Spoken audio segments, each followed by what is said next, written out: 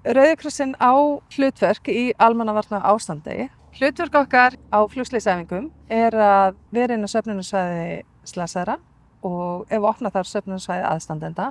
Þegar við erum inn á söfnunarsvæði slasaðra á Grænasvæðinu að þá heyrum við undir aðhlynningarstjóra. Sálræn fyrsta hjálp er eitthvað sem við erum öll að gera dagsdaglega. Að sýna umhyggju, að sýna hlýju, að hlusta, virkilega hlusta og sýna það með því að horfa í augun á fólki, gæta þess að vera ekki með símana uppi við og bara leggja okkur fram við að láta viðkomandi líða vel.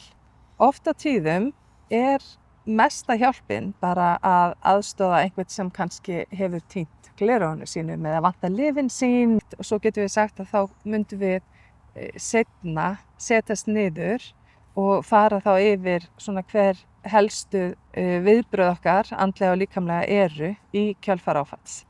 Sálrænn stuðningur beinist að andlegum, líkamlegum og félagslegum þörfum en einnig að þessum praktísku hlutum.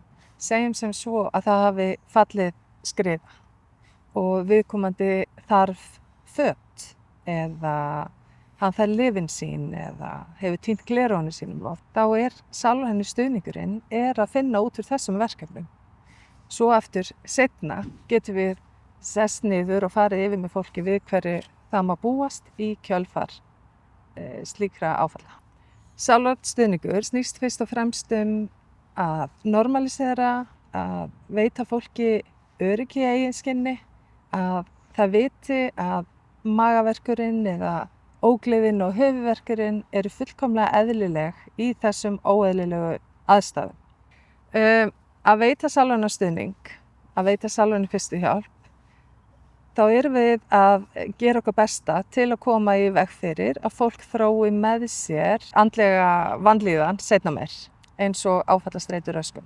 En við ábyrgjum svo sannarlega ekki að við komumst í veg fyrir það, en við reynum að normalisera og hjálpa fólki að líða betur og hjálpum þeim að átta sig á að það sem að þau eru að upplifa er eðlilegt í þessum óeðlilegu aðstæðum.